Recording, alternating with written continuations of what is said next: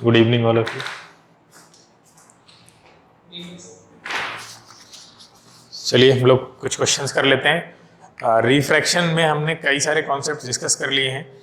Lens में जो images के केसेस हैं सारे वो हमें भी करने हैं, लेकिन उससे पहले हम लोग कुछ क्वेश्चन कर लेते हैं और आज ही हम लोग लेंस के सारे केस भी कर लेंगे। ठीक है, जैसे ये क्वेश्चन है, at what distance from a concave mirror of focal length 25 centimetre should an object be place so that size of image is equal. Equal size की इमेज है तो कहाँ होना चाहिए? इक्वल साइज की इमेज सेंटर ऑफ कर्वेचर पे, और focal length दी है तो उसका डबल होता है ना सेंटर ऑफ कर्वेचर। बताइए, ये तो क्लियर है सबको? इसमें कुछ कराने ऐसा कुछ है नहीं। अगर आपको इमेज के केसेस क्लियर हैं तो ये क्वेश्चन बहुत आसान है, बाकी इसमें कुछ भी मत करिए, बस ओरल लगाइए इसको। Next question, calculate the height of image formed of a 2 centimeter high object placed at 20 centimeter before concave mirror of focal length 12 centimeter। Height पूछ रहा है, फॉर्मूला पता है तो बहुत आसान है। क्या है फॉर्मूला? हाइट कितनी दे रखी है?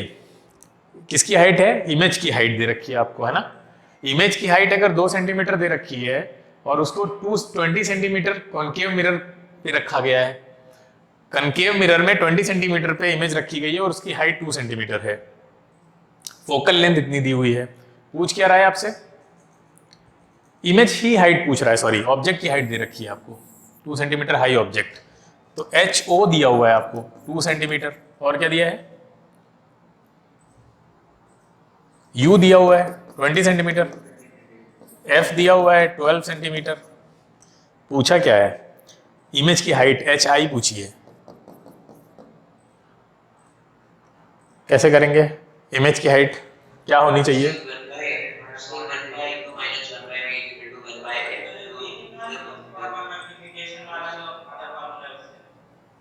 डायरेक्ट करने का कोई तरीका है? हाँ, कैसे डायरेक्ट कैसे होगा? हाँ, क्या होती है ऑब्जेक्ट से? देखो 20 सेंटीमीटर दूर ऑब्जेक्ट रखा है, इसका मतलब object beyond centre of curvature रखा है क्या? सही है? नहीं, C एंड F के बीच में रखा है। बताओ, तो इमेज कहाँ बनेगी? बियॉन्ड F, यानी इमेज की डिस्टेंस होगी आपकी मोर देन 20 सेंटीमीटर, यानी मोर देन 24, है ना। बताओ, मोर देन 24 सही है भाई। बियॉन्ड C तो 24 से ज्यादा आना चाहिए। V की वैल्यू क्या आ रही है आप लोगों की? क्या 24 से ज्यादा आ रही है? 24 तो सेंटर ऑफ कर्वेचर ही हो गया। अगर आपका F 12 सेंटीमीटर है तो सेंटर ऑफ कर्वेचर ही आपका 24 हो गया। तो इमेज तो बियॉन्ड C जाएगी, अगर तो बियॉन्ड C में 24 से ज्यादा आनी चाहिए इमेज डिस्टेंस। आ रही है? हाँ, तो उससे हमें यहाँ क्या हेल्प मिल सकती है? इमेज आपको पता है ऑब्जेक्ट से बड़ी बनेगी, ये तो कंफर्म है ना। तो ये नहीं हो सकता, ये नहीं हो सकता, ये दोनों ऑप्शन खत्म। बोलिए, ऑब्जेक्ट से बड़ी बनती है ना। अब इतने केसेस आपके दिमाग में रहने चाहिए कि C एंड F के बीच में जब ऑब्जेक्ट रखा है तो इमेज बियॉन्ड C चली जाती है। ऑब्जेक्ट जितना मिरर के करीब आएगा इमेज उतना मिरर से दूर चली जाएगी। बोलो, रियल इन्वर्टेड होगी। क्लियर है? तो ऑप्शन आपके या तो ये सही है या तो यही सही है, दो में से कोई। तो अब ये कैलकुलेट कर लीजिए कौन सा सही आ रहा है। अगर हो सकता है मान लीजिए यहाँ पे भी इन्होंने कुछ गड़बड़ की होती, कोई ऑप्शन ऐसा होता आपका जो 2 सेंटीमीटर से छोटा होता यहाँ पे भी, तो आपके पास कुछ नहीं बचा था, आप सीधे 3 पे लगाइए, आगे निकल जाएगा। ठीक है, आपको अगर इतना सब कुछ मेंटल कैलकुलेशन पता है कैसे करना था। क्लियर है? कोई डाउट इसी को इसमें? तो इमेज के केसेस ध्यान में रखना बहुत जरूरी है।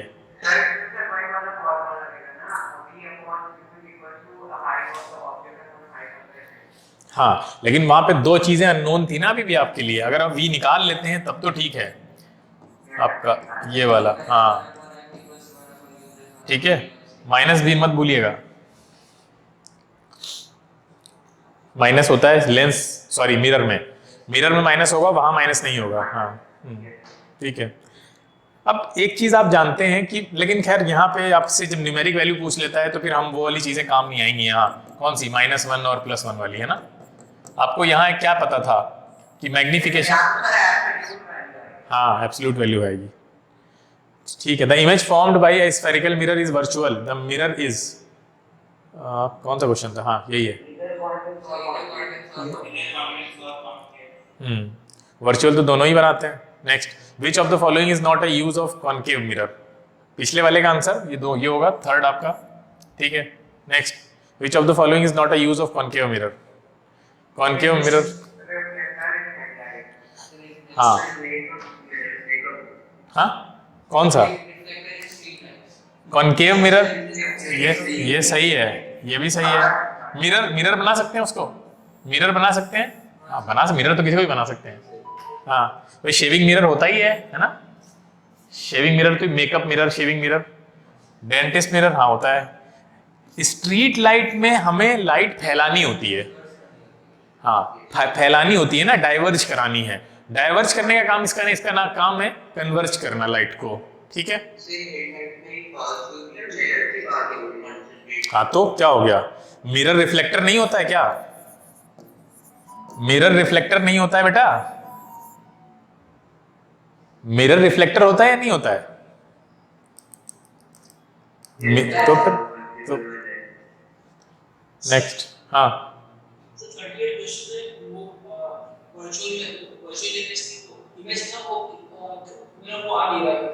कौन सा,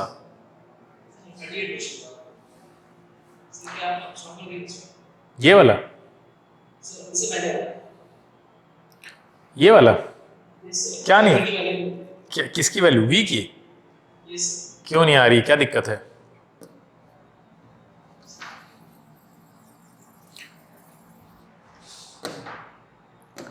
देखिए हमारे पास अवेलेबल क्या क्या चीजें थी, HO दिया हुआ है, U दे रखा है हमारे पास, और F दे रखा है।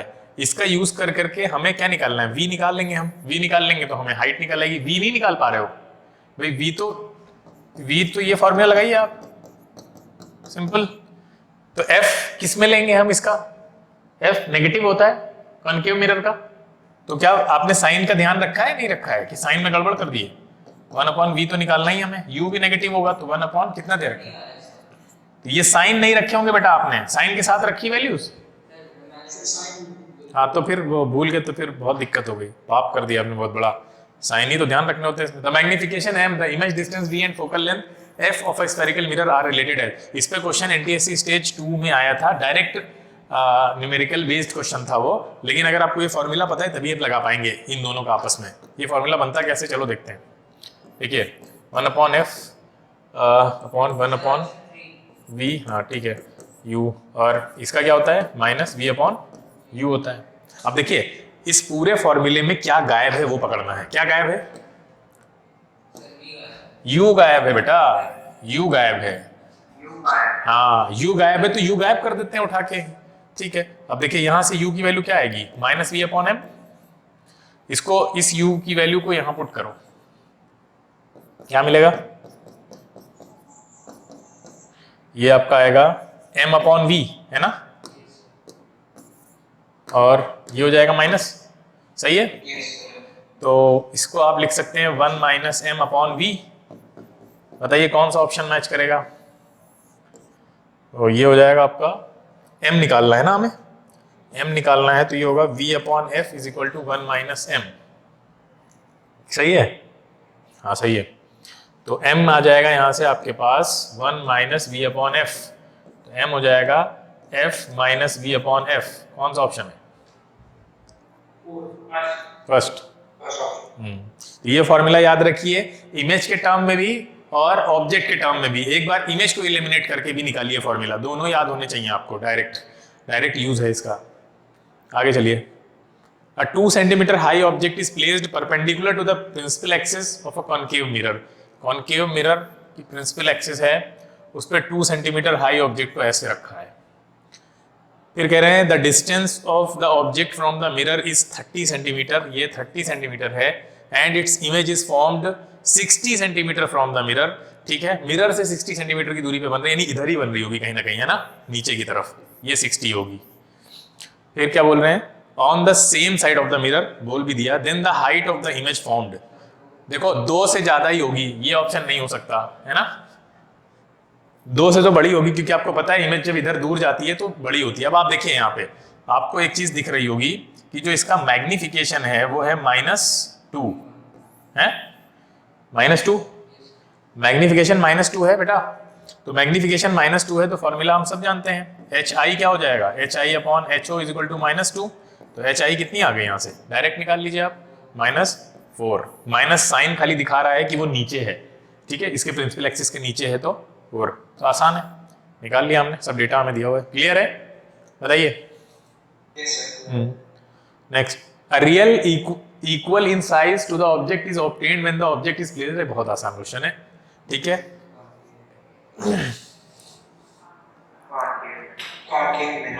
अरे भैया प्लेन को क्यों भूल रहे हो, इसमें भी तो है, इसमें भी होगा, इसमें भी होगा, ये ऑप्शन सही होना चाहिए आपका, ये वाला।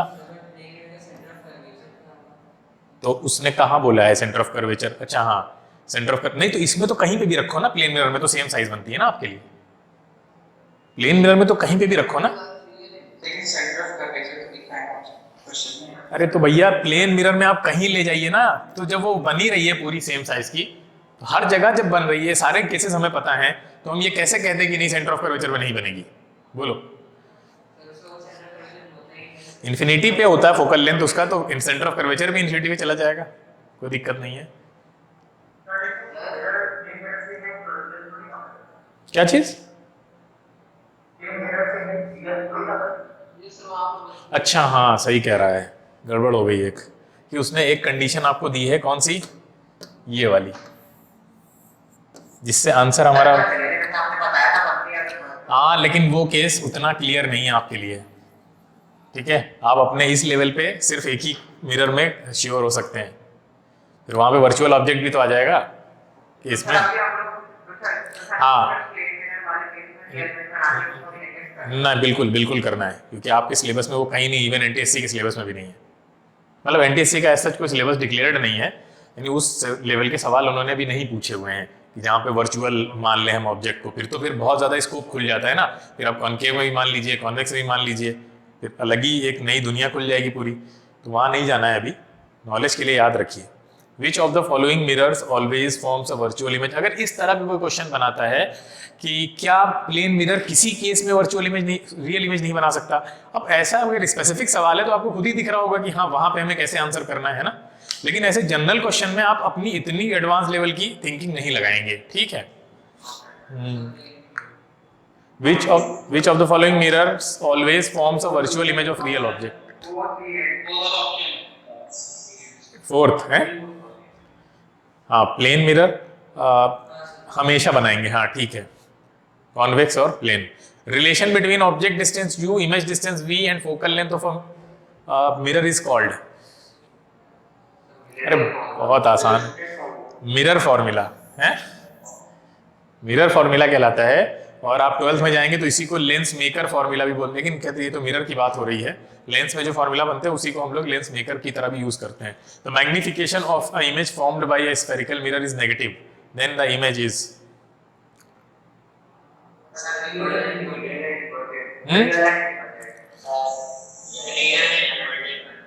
मैग्निफिकेशन स्फेरिकल मिरर का अगर नेगेटिव है, तो नेगेटिव के लिए हमने क्या बताया था आपको, अब ये सब काम आएगा आपको अगर -1 + 1 याद है आपको, ठीक है। तो रियल इसमें नेगेटिव साइन क्या दिखा रहा है, इन्वर्टेड इमेज है, और इन्वर्टेड इमेज कैसी होती है, रियल होती है। An object is placed at a distance of 30 cm in front of a concave mirror of focal length 20 cm. Then the image produced is, अब 30 पे रखा हुआ है, इसका मतलब C and F पे रखा हुआ है, बीच में है ना, C and F के बीच में रखा है ना, ध्यान से देखो, C and F के बीच में, तो बियॉन्ड C बनेगी, बियॉन्ड C हमेशा रियल इन्वर्टेड होती है। The distance of an object from the principal focus of a concave mirror is 4 cm, and the distance of its real image formed by the mirror from the principal focus is 16 cm. Then the focal length of the mirror. Principal focus से देखिए ध्यान से, ये है principal focus, यहां से object की distance कितनी है, 4 है ना, ऑब्जेक्ट यहां कहीं रखा होगा, ये है 4, फिर ये क्या बोल रहे हैं, and the distance of its real image formed by the mirror from the principal focus is 16 cm. वही केस है, साफ साफ दिख रहा है आपको, ये यहाँ से 16 सेंटीमीटर की दूरी पे रखी हुई है, तो ये बियॉन्ड सी बन रही होगी ना इमेज। ऐसा केस कहाँ मिलता है हमको? यही तो, जब ऑब्जेक्ट सी एंड एफ के बीच में हो, है ना, और इमेज बियॉन्ड सी चली जाए। पहचानिए ना केस ये कौन सा है। ऑब्जेक्ट्स की ये दूर बन रही है, यहाँ पे काफी दूर है, इसका मतलब ऑब्जेक्ट वो बियॉन्ड सी वाला केस है। Then the focal length of the mirror. अब फोकल लेंथ क्या होगी? देखिए ये है f और ये भी है f, तो u है आपका 4 प्लस f और v है आपका 16 प्लस f। बोलिए, और f तो f है ना? बोलो, तो आप निकाल सकते हैं यहाँ से, क्या निकाल सकते हैं? सब कुछ निकाल सकते हैं। f निकाल सकते हैं आप, निकालिए जरा f क्या आ रही है जल्दी से।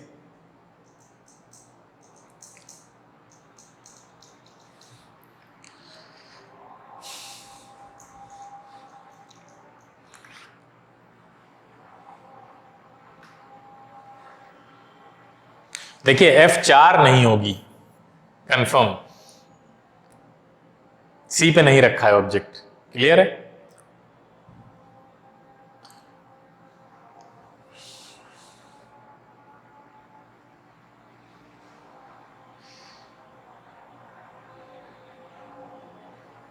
बाकी पॉसिबिलिटीज कोई भी हो सकती हैं, तो निकाल लीजिए।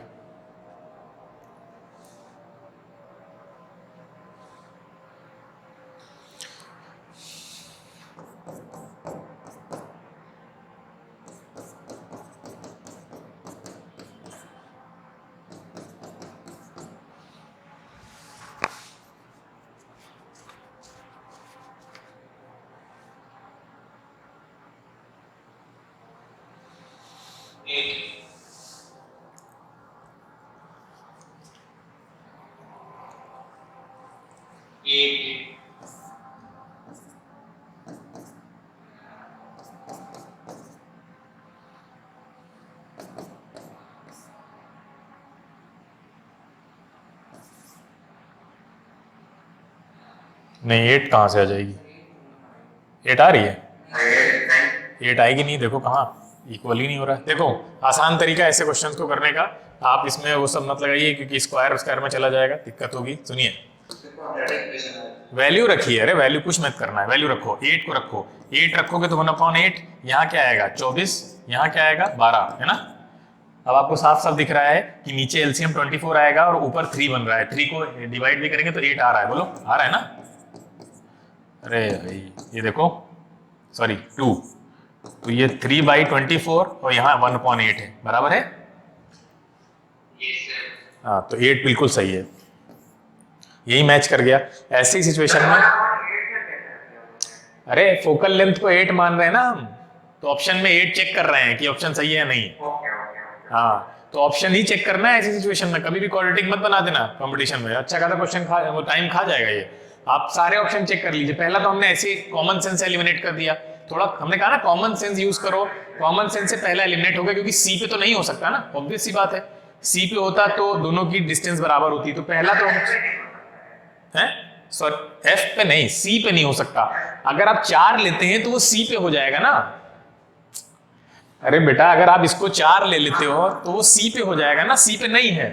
सिचुएशन जो सिनेरियो है वो सी वाला नहीं है, तो पहला चेक नहीं करना है। इतना तो आपको थोड़ा कॉमन सेंस एक्टिव रखना है। अब दूसरा तीसरा चौथा ये बचे, तो उसमें सबसे छोटा उठाओ। पहले ये उठाया, हमने चेक किया थोड़ा कि क्या आ रहा है। अगर मैच कर गया तो बहुत अच्छा है, नहीं करता तो फिर इनमें से एक होता। क्वाड्रेटिक नहीं बनाना है, ठीक है? क्वाड्रेटिक मत फंसो जाके, ना दिक्कत हो जाएगी। जरा सा भी गड़बड़ हो गया कुछ तो एक तो टाइम भी लगेगा और आंसर सही आएगा नहीं आएगा किसी को नहीं पता है। तो ऑप्शन एलिमिनेशन टेक्निक यूज करिए, कुछ कॉमन सेंस से एलिमिनेट हो जाएंगे और कुछ थोड़ा स्मार्ट कैलकुलेशन से एलिमिनेट हो जाएंगे, है ना? तो ऐसा कॉम्प्लेक्स क्वेश्चन में अक्सर बच्चे बना देंगे क्वाड्रेटिक। जिनको ये तरीका नहीं पता है मल्टीपल चॉइस सॉल्व करने का, आप मत करिएगा ऐसा, ठीक है? चलें आगे। हाँ, a thin rod of length f0 divided by 3 is placed along the principal axis of a concave mirror। Concave mirror है, बना दीजिए फिगर, फौरन बनाइए तो विजुलाइज करने लगेंगे आप। एक रॉड है जिसकी लेंथ इतनी दी हुई है, वो प्रिंसिपल एक्सिस पे रखी है, इसकी फोकल लेंथ है आपकी f0, ठीक है? ये f है। और ये जो रखा है रॉड जिसकी लेंथ कितनी है f0/3, तो इसकी लेंथ f0/3 है, यानी वो ऐसे कोई छोटा सा यहाँ पे रखा होगा, कहीं पे भी रखा हो सकता है। ये जो हाइट है वो f0/3 है। और क्या बोल रहे हैं ये such that its image is real and elongated, just touches the rod. Then the ratio of the length just touches the rod. Rod रखा कैसे है? along the principal axis, यानी लेटा हुआ है ये, है ना? क्यों? कुछ ऐसे लेटा है ना ये, f0/3, और ये कह रहे हैं उसकी जो इमेज है वो इलोंगेटेड है, जस्ट टच कर रही है रॉड को। तो इलोंगेटेड है मतलब ऐसे कहीं लंबी सी बन रही होगी इधर कर रही है। मैं मिटा के फिर से बनाता हूँ, थोड़ी जगह लेनी पड़ेगी उधर।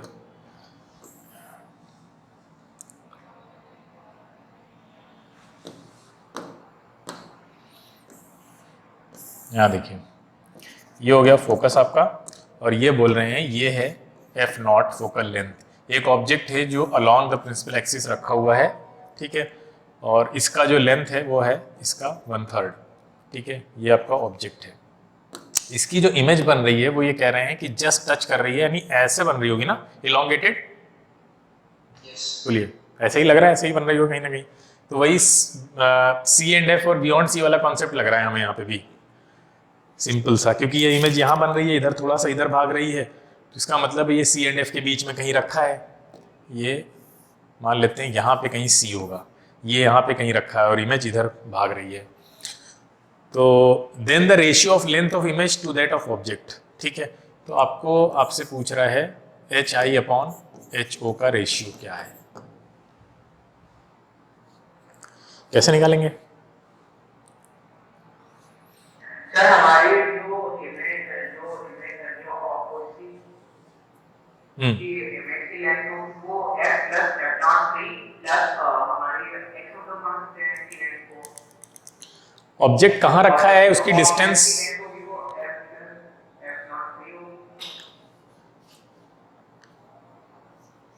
नहीं, मतलब हमको ये हम कैसे निकालेंगे?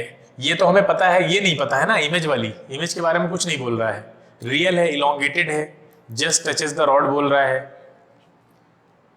तो हम ये कैसे पता करें? HO तो पता है हमें F के टर्म में, अगर हमें HI भी पता चल जाए F0 के टर्म में तो हो जाएगा।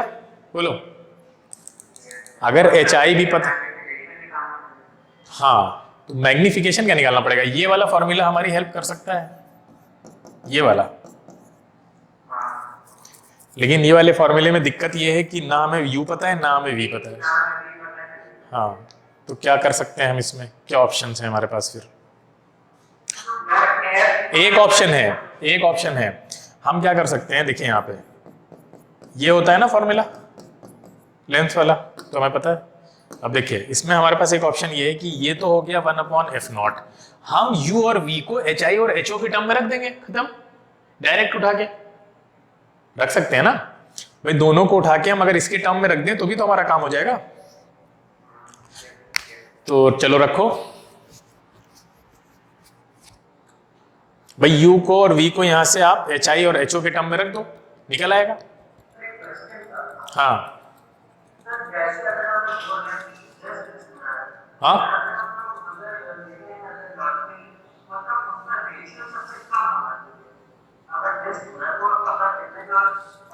नहीं, ट्रायल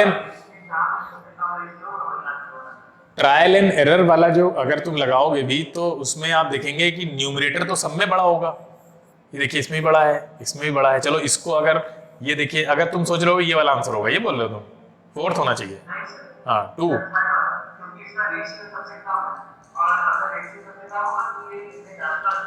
रेशियो सबसे कम कैसे होगा भाई? HI/HO, HI तो ज्यादा होगा HO से, तो रेशियो तो ग्रेटर देन 1 आएगा हर हाल में, और ज्यादा होगा। हाँ हाँ हाँ,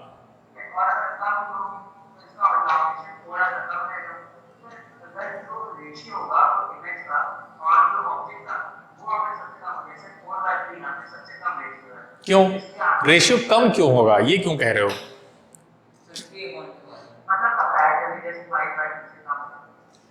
कंपैरेटिवली रेशियो कम होगा, ये हम किस बेसिस पे कह सकते हैं? ये हम नहीं कह सकते ना रेशियो तो देखो, अगर HI बड़ा होगा ना HO से, और काफी बड़ा होगा, HI तो बड़ा होगा ना HO से, तो कंफर्म है, बोलो HI बड़ा होगा HO से। अगर न्यूमरेटर हम कंफर्म है कि वो डिनोमिनेटर से बड़ा होगा, तो ओवरऑल रेशियो तो बढ़ जाएगा ना। ओवरऑल रेशियो कब कम होता है? जब डिनोमिनेटर और न्यूमरेटर का डिफरेंस बहुत कम हो, है ना। जब न्यूमरेटर और डिनोमिनेटर के बीच का डिफरेंस बहुत कम होता है, तो हम कहते हैं कि ओवरऑल रेशियो बहुत ज्यादा नहीं आएगा। क्लियर है? अगर 1 से बड़ा भी आएगा तो बहुत 1 के करीब होगा। बोलो बेटा। तो हम यहां जानते हैं कि HI अगर HO से बड़ा आ रहा है, काफी बड़ा है, तो इसका मतलब इनका डिफरेंस ज्यादा होगा। अगर इनके बीच का डिफरेंस ज्यादा हो रहा है, तो हम ये कह नहीं सकते पूरी तरह से ऑथेंटिसिटी के साथ, ठीक है, ये पूरे यकीन के साथ हम नहीं कह सकते कि ये छोटा ही होगा, तो हम जो रेशियो छोटा आ रहा है वो निकाल लें। तो बेटर ये है कि यहाँ पे सारे ऑप्शन कंफ्यूज करेंगे आपको, वो आप ट्रायल एंड एरर लगाएंगे, लेकिन उसकी पॉसिबिलिटी अच्छी नहीं है, ठीक है। तो इस पे फिर मत जाइए, आप क्या करिए, निकालिए। ये तरीका सही है कि आप V और U को HI और HO के टर्म में रख दो, सीधे आ जाएगा। क्यों? क्योंकि आपको HO पता है ना F0/3 के टर्म में, तो आपका आंसर आ जाएगा। बताइए, 3/2 आ रहा है। क्या किसी और का भी आया? ये क्वेश्चन अच्छा है, मांग रहा है कि आप इसमें दिमाग लगाएं, सोचें कैसे करना है आपको। एक बच्चे का 3/2 आया है, और किसी बच्चे का कुछ आया? F0 कैंसिल हो गया होगा। देखिए, ट्राई करिए, ट्राई नहीं करेंगे तो नहीं आप लगाना सीखेंगे। इसको डायरेक्ट आप उठा के रखिए, इसमें कोई बीच में एक्स वैक्स मानने की जरूरत नहीं है, ठीक है। हमने अभी, हाँ क्या चीज? HI की वैल्यू तो ही तो निकालनी है बेटा हमको, HO भी दे रखी है। HI निकाल लेंगे जब हम, तो हम रेशियो भी निकाल लेंगे। HI आप निकालिए, फिर रेशियो आ जाए।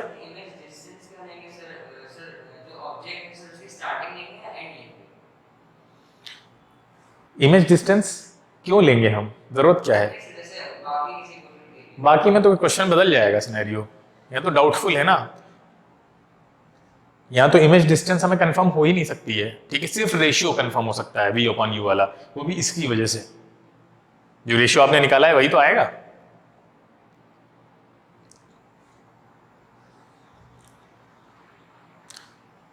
ठीक है, इसका स्क्रीनशॉट लीजिए, क्वेश्चन बहुत अच्छा है, सभी बच्चे अपना अपना ट्राई करें, जो भी आ रहा है जिसका भी।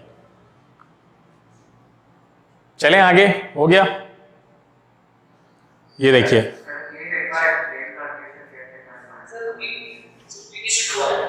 3:2।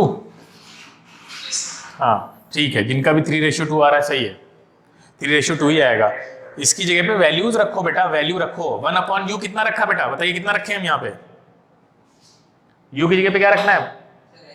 HO रखेंगे ना, ये करस्पॉन्ड कर रहा है इससे। यहाँ पे कितना रखना है हमें? HI रखना है। बीच में क्या रहेगा? यहाँ क्या रहेगा? प्लस, ठीक है। अब आपको पता है कि HO की वैल्यू हमें क्या दे रखी है? 1/F0 = 1/HO कितना दिया है? F0/3, तो 3 ऊपर चला जाएगा, ठीक है, प्लस 1/HI हो जाएगा। क्लियर? हाँ, अब निकाल लीजिए। HI की वैल्यू क्या आ जाएगी यहाँ से? यहाँ से HI की वैल्यू आ जाएगी आपके पास 1/F0 - 3/FO। बोलो, ठीक है, सॉरी 1/ होगा ये 1/, हाँ ये देखिए HI आ गया। तो HI कितना आ जाएगा? अब जब यहाँ से LCM लेंगे तो F0 ऊपर चला जाएगा, और नीचे क्या मिलेगा आपको? -2 ना, हाँ -2। बस अब रेशियो निकाल दीजिए, खेल खत्म। अब पता है ये माइनस क्यों आ रहा है? ये माइनस भी नहीं आता, आप अगर इसको यहाँ माइनस में ले लेते, क्योंकि यहाँ पे देखिए माइनस है ना ऊपर नीचे, तो एक को तो माइनस में लेना पड़ेगा आपको। तो अगर आप पहले ही माइनस में ले लेते तो आपको ये प्लस में ही आता आंसर। तो आप माइनस चाहे पहले लगाइए चाहे बाद में लगाइए, आप निकाल लीजिए रेशियो। आप पता है आपको दोनों का? क्लियर है? ये देखिए HO है ये आपके पास F0/3, ठीक है, क्लियर। चलें आगे, बताइए। Next, an object of height 5 cm is placed at a distance of 20 cm from a spherical mirror. If an image is obtained on a screen placed at a distance of 40 cm from the mirror, then the height will be. अब object की height 5 cm है और उसकी distance U दे रखी है आपको 20 cm, ठीक है। ये 20 सेंटीमीटर रखा गया है और बन कहाँ पे रही है image 40 centimetre from the mirror, ये जस्ट डबल दूर बन रही है आपकी। हाँ तो अब निकाल लीजिए कितना आ रहा है 10 सेंटीमीटर, ठीक। A mirror having a very wide field of, बहुत आसान क्वेश्चन है। कॉन्वेक्स है इसीलिए उसको रियर व्यू और सब यूज करते हैं हम लोग। ठीक है। A monochromatic beam of light passes from a denser medium into a rare medium itself. अब ये आ गया आपके रिफ्रैक्शन स्टार्ट हो गया। मोनोक्रोमेटिक मतलब क्या है, जिसमें सिंगल कलर हो, हाँ एक ही कलर हो, ठीक है। देखो आपको पता है ना वेलोसिटी इनवर्सली प्रोपोर्शनल है म्यू के, म्यू मतलब रिफ्रैक्टिव इंडेक्स, रिफ्रैक्टिव इंडेक्स मतलब जो अमाउंट ऑफ बेंडिंग को कैलकुलेट करके देगा, और वेलोसिटी ऑफ लाइट जो होता है उसका फॉर्मूला होता है एफ लैम्डा, यही पता है हमको, है ना। जहां फ्रीक्वेंसी तो आपकी फिक्स है तो वो नहीं बदलेगी, अगर वो नहीं बदलेगी तो ये बढ़ेगा तो ये भी बढ़ेगा। अरे हाँ हाँ वो बढ़ेगा तो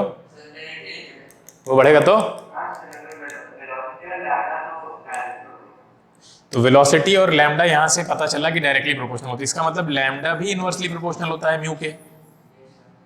बताइए सही है। हाँ ठीक है।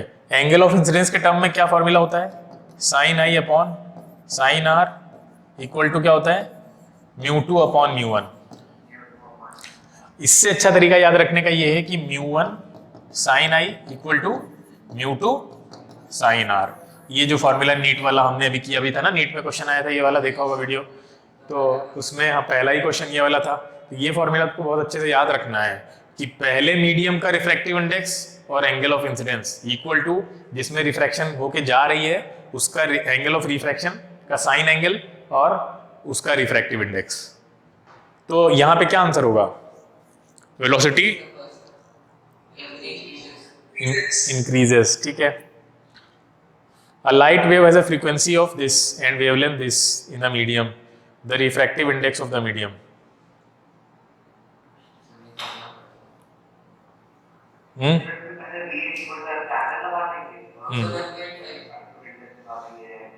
हमें V निकालना पड़ेगा ना, V निकालना पड़ेगा। कैसे निकालेंगे, V कितना आएगा,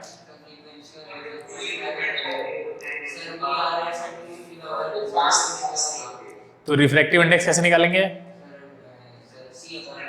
हाँ रिफ्रैक्टिव इंडेक्स का फॉर्मूला ये होता है, सबको पता है ना। यहाँ के लिए आपको V चाहिए और V निकाल के देगा ये वाला फॉर्मूला। तो ये आपका F कितना है 4 to 10 raised to the power 14 into 5 into 10, तो यहाँ से आ जाएगा आपका 20 into 10 raised to the power 7 यानी 2 into 10 raised to the power 8। तो ये रख दीजिए यहाँ पे, ये होता है 3 into 10 raised to the power 8 upon 2 into 10 raised to the power 8। साफ साफ दिख रहा है ये ग्लास में ही होता है ना शायद, ये ग्लास, हाँ ग्लास में होता है, हाँ 1.5 आएगा, 1.5 ग्लास का होता है याद रखिएगा, और 2.4 होता है आपका डायमंड का, कुछ याद रहने चाहिए आपको रिफ्रैक्टिव इंडेक्स। 1.33 वाटर का unit of a refractive index. हाँ वेलोसिटीज का रेशियो है, दोनों की कट जाएंगी, कैंसिल हो जाएंगी। Speed of light in turpentine oil, जिसको तारपीन का तेल भी बोलते हैं, तो देखा है तुम लोगों ने, उसको पतला करने के लिए यूज करते पेंट वगैरह को। तो उस ऑयल में इतना है आपकी स्पीड ऑफ लाइट।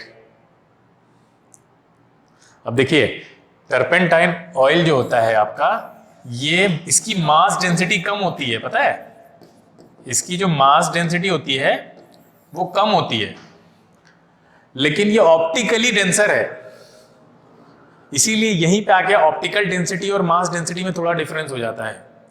जैसे केरोसिन वाला एग्जांपल आपने देखा होगा, आपकी बुक में भी दिया हुआ है 18/5, सही है। चले आगे, कराने की जरूरत नहीं है ना, ठीक है ठीक है। Optical density of a medium is high than the speed of light in that medium, inversely proportional है तो लो होगी ना। हाँ ऑप्टिकल डेंसिटी मतलब जिसमें लाइट की स्पीड कम हो जाए वो ऑप्टिकली डेंसर कहलाता है, और मास डेंसिटी जिसमें कोई मैसिव पार्टिकल को भेजा, देखो लाइट को हम लोग फोटोन मानते हैं ना, फोटोन यानी वो मासलेस है, तो इसलिए उनके लिए अलग ऑप्टिकल डेंसिटी का टर्म डिसाइड किया गया, क्योंकि ऐसा देखा गया कि कुछ ऑब्जेक्ट ऐसे थे जिनकी मास डेंसिटी कम थी लेकिन वो लाइट के लिए फिर भी डेंसर मीडियम की तरह बिहेव कर रहे थे। ठीक है, जैसे कि भी आपने पीछे देखा कि 5/8 × 10⁻⁴ कितना था वहां पे, 8 था ना पीछे, ये तो ये स्पीड ऑफ लाइट से कम है ना, अरे कम है ना, 5/6 < 1 होगा, तो स्पीड ऑफ लाइट से कम है, तो स्पीड ऑफ लाइट से कम है तो इसका रिफ्रैक्टिव इंडेक्स कितना निकाला था हमने भी, 18/5 यानी >1 है, इसका मतलब ये डेंसर मीडियम हो गया। तो भाई जब स्पीड ऑफ लाइट या टर्पेंट ऑयल जो ऑयल है वो मास, उसकी जो डेंसिटी होती है, या केरोसिन ऑयल है उसकी मास डेंसिटी कम होती है लेकिन वो फिर भी लाइट के लिए as a denser medium behave करता है। तो कुछ एक्सेप्शंस हैं जिसमें लाइट एग्जैक्टली मास डेंसिटी जैसा ही काम नहीं करती है, यानी जैसे मास डेंसिटी में होता है कि हम मान के चलते हैं कि डेंसर है एरर है, तो लाइट के केसेस में कुछ एक्सेप्शंस होते हैं जहां पे मास डेंसिटी के अकॉर्डिंग तो मीडियम आपका एरर दिख रहा होता है लेकिन वो लाइट के केस में डेंसर की तरह बिहेव कर रहा होता है। ठीक है, तो हमने वहां पे अलग टर्म डिफाइन कर दिया कि ऑप्टिकल डेंसिटी, यानी हम ऑप्टिकल डेंसिटी के टर्म में उसको डेंसर बोल रहे हैं, मास डेंसिटी के टर्म में हो सकता है वो इसका अपोजिट निकले।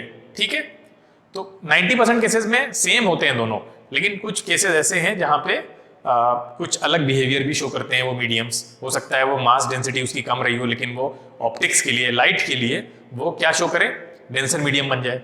ठीक है, यानी लाइट वहां पे बेंड हो जाए। हाँ क्या हो जाएगा यहां पे, हाँ लो।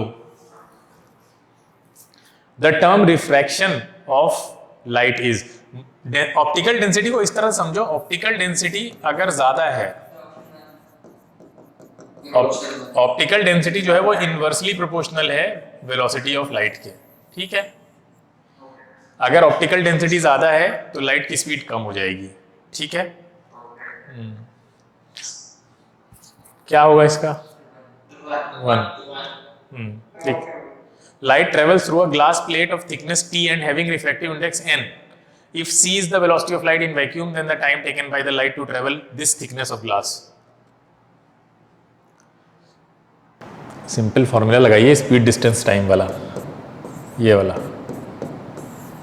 बस बहुत ज़्यादा कुछ एडवांस जाने की ज़रूरत नहीं, यही लगेगा।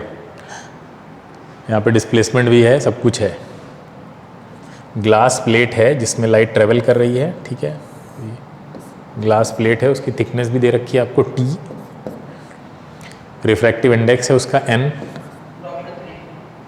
ऑप्शन 3 NT/c, और टाइम पूछ रहा है, टाइम पूछ रहा है ना, तो टाइम तो इसी थिकनेस को पार करने में जो लगेगा वही लगेगा, है ना।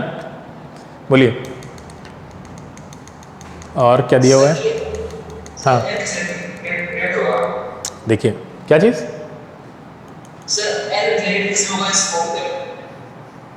क्या कह समझे नहीं, क्या कह रहे हो।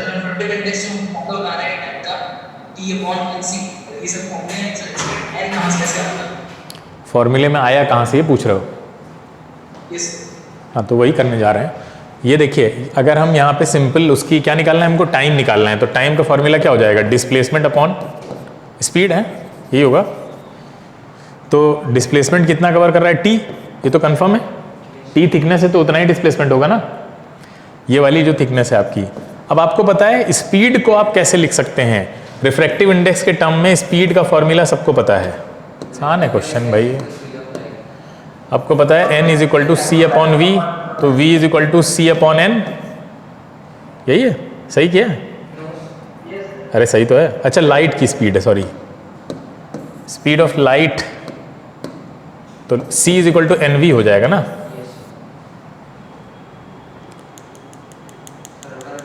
लेकिन आपको तो क्या निकालना है, velocity of c is the velocity of light in vacuum then the time taken by the light to travel this thickness. आपको निकालना है इसके अंदर वेलोसिटी कितनी है ना, इसके अंदर वेलोसिटी, तो इसके अंदर तो c/n ही आएगा।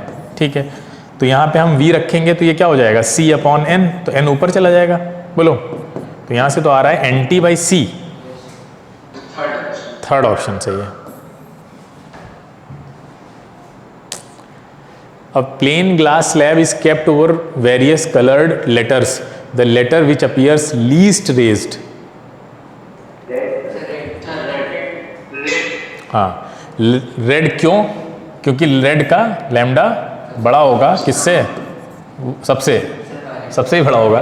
वायलेट क्या, सारे ही कलर पूछ रहे हैं तो ग्रीन से ही बड़ा होगा, ब्लू से ही बड़ा होगा। और आपको पता है ये अगर बड़ा है तो ये कम हो जाएगा ना। तो ये आपका ये उल्टा हो जाएगा जो भी कलर इधर होंगे।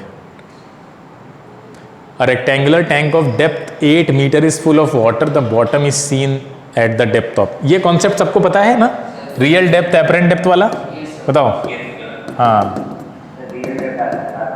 हाँ सबको पता है। तो क्या फॉर्मूला क्या होता है, फॉर्मूला बताओ।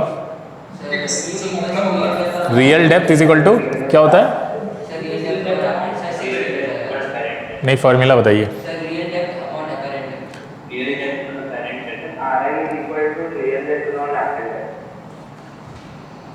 Real depth upon apparent depth, आगे क्या होगा? हाँ रिफ्रैक्टिव इंडेक्स। ये सही है फॉर्मूला? ये कुछ गड़बड़ लग रही फॉर्मूले में? नहीं नहीं नो। तो कितना आंसर आ रहा है? 6। सभी का आ रहा है 6। ठीक है। μ12 इतना देखो, ये हमने कराया था क्वेश्चन, आपको याद होगा। μ23 पूछना चाहिए था ना इनको, 32 या 31 पूछते, 31 पूछते, 32 क्या, 31 या 13 पूछ सकते थे यहाँ से। तो 31 पूछ रहे हैं मान लो अगर, तो क्या आंसर होगा? या 31 पूछा होगा या 13 पूछा होगा, दो ही निकाले जा सकते हैं यहाँ से। 2 अरे भैया 2-3 तो ऑब्वियसली दिया है ना, तो टाइपिंग एरर। तो कौन सा ऑप्शन हो सकता है? दोनों ही आ रहे हैं क्या? देखो क्या होता है करने का तरीका, हम सब जानते हैं। μ12 ये हो जाएगा क्या, 2-3, और यहाँ आता है 3-1, ये 1 होता है, कर चुके हैं हम लोग। तो ये 2/3, 4/5, और ये हो जाएगा 3-1 = 1। तो 2-4 = 8, μ31 आएगा आपका 15/8। तो आंसर हो जाएगा, इसका मतलब उल्टा पूछा है, 3-1 पूछा है इसका मतलब। नन ऑफ दीज नहीं, मतलब हो सकता है ये पूछा हो मे बी, तो पलट देंगे ना। अगर 13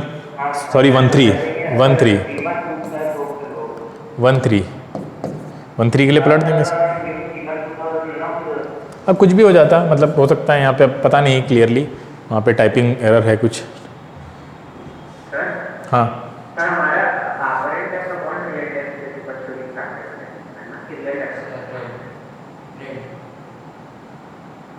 नहीं वो कुछ पूछ रहा है, कह रहा है apparent depth upon real depth होता है रिफ्रैक्टिव इंडेक्स, या real depth upon apparent depth होता है?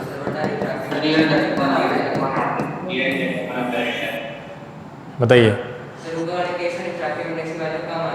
हाँ real depth upon apparent depth.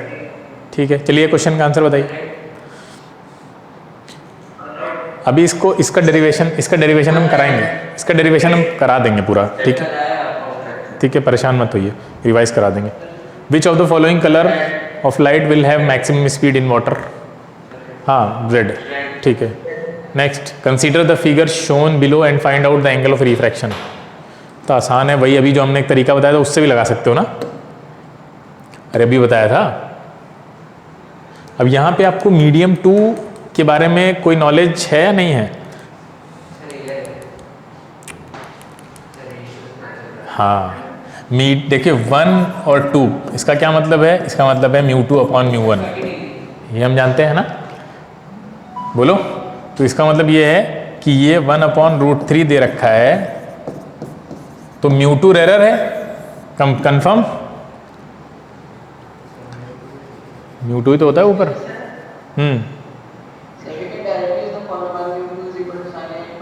हाँ डायरेक्टली, ये तो एक कॉन्सेप्चुअल अंडरस्टैंडिंग है खाली, तो अब डायरेक्ट निकाल सकते हैं उससे। कितना आ रहा है?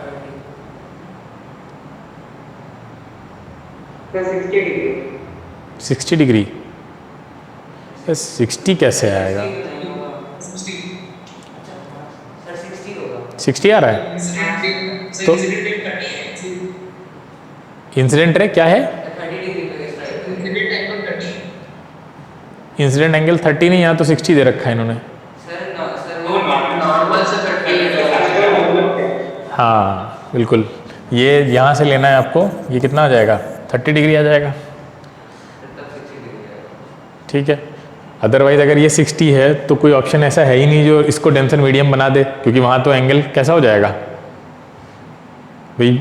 डेंसर मीडियम में अगर ये जा रही है और मीडियम टू कैसा है? रेरर है, मीडियम टू रेरर है ना।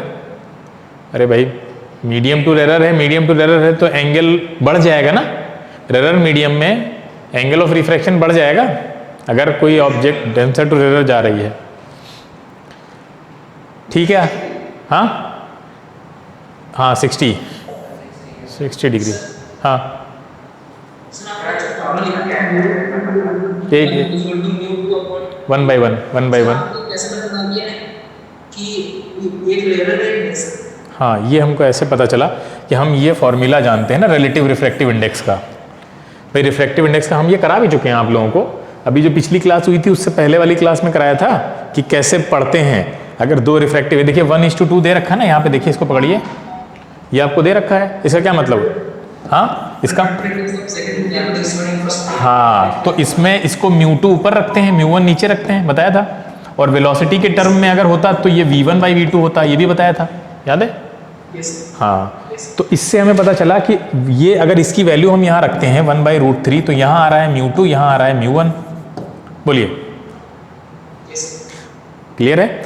इसका रिफ्रैक्टिव इंडेक्स 1 से ज़्यादा है, इसका 1 से कम है, सॉरी 1 है ना। तो रिफ्रैक्टिव इंडेक्स अगर ज़्यादा है तो ऊपर वाला मीडियम रेरर होगा, नीचे वाला कंपैरेटिवली डेंसर रहा होगा। ये तो दिख रहा है ना साफ साफ। हाँ तो यहाँ से पता लगाया, तो ये कॉमन सेंस से भी आपको पता चल गया कि यहाँ का अगर एंगल ऑफ इंसिडेंस जितना भी होगा यहाँ वाला उससे ज़्यादा आएगा, यानी ऑप्शन 0 नहीं हो सकता, 30 नहीं हो सकता, इन दोनों में से कोई होगा, ठीक है। तो कॉमन सेंस से आप बहुत कुछ कर सकते हैं, आंसर गलत होने से तो बचा ही सकते हैं कम से कम। अच्छा इसके आगे कैसे होगा? चलो भाई इससे आगे कैसे करना है बताओ भाई जल्दी से। अरे अभी आपको एक तरीका बताया था μ1 वाला, याद है? μ1 sin i, तो μ1 sin i इक्वल टू क्या था? μ2 sin r, बस यही लगा दो। तो μ1 sin i, μ1 कितना है पहले वाले में? √3, भाई √3 तो है मीडियम 1 में, √3 इंटू sin i कितना हो गया? 1/2। हाँ μ2 कितना है दूसरे वाले में? 1, तो sin r निकाल दीजिए आप बताइए √3/2 क्या होता है? साइन कौन सी वैल्यू होती है? sin 60 ना। हाँ तो आ गया 60 डिग्री, क्लियर है। ये फॉर्मूला बहुत इंपॉर्टेंट है, इसको याद रखिए, इससे बहुत कॉम्प्लेक्स क्वेश्चन हो जाएंगे सारे। आगे next, rectangular block of glass is placed on a mark made on surface of the table and is viewed from the vertical position of the eye if the refractive index of the glass be mu होगा, है mu ही होगा मुझे लगता है, यहाँ पे missing है, and its thickness is d, then the mark will appear to be raised by. यहाँ पे वही फॉर्मूला लगाना है आपको, हाँ रियल और एपरेंट वाला, है ना। क्या बोल रहे हैं, पूरा सिनेरियो क्या है? Glass block of glass is placed on a mark made, हाँ यहाँ पे कोई मार्क इन्होंने लगाया होगा, ठीक है, इस तरह से मान लीजिए यहाँ पे कोई मार्क लगाया है और इसके ऊपर रख दिया इन्होंने ग्लास स्लैब को, ठीक है। ये मान लीजिए आप इस टाइप से कोई ग्लास स्लैब रखी होगी, शिट, इस टाइप से, है ना, बोलो ऐसे रखा होगा कोई ग्लास स्लैब को। अब ये बोल रहे हैं कि उसको ऊपर से देखा जा रहा है, यानी आंख आपकी यहाँ है ना, ऐसे ये देख रही है ऊपर से। अब इसको ऊपर से देख रहे हैं तो if the refractive index of glass be mu and its thickness is d, इसकी थिकनेस भी दे रखी है, कुछ थिकनेस ऊपर की तरफ से ये मान लीजिए मोटी होगी थोड़ी सी। तो पूछ क्या रहे हैं हमसे, कितना ऊपर रेज्ड दिखेगा, यानी एपरेंट डेप्थ ना, एपरेंट डेप्थ पूछ रहे हैं, निकालिए कितना रेज्ड दिखेगा।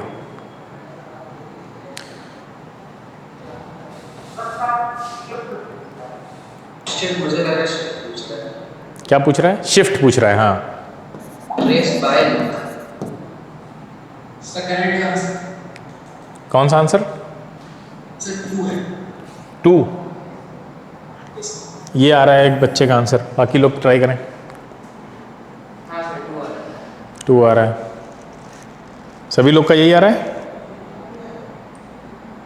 बताइए बेटा।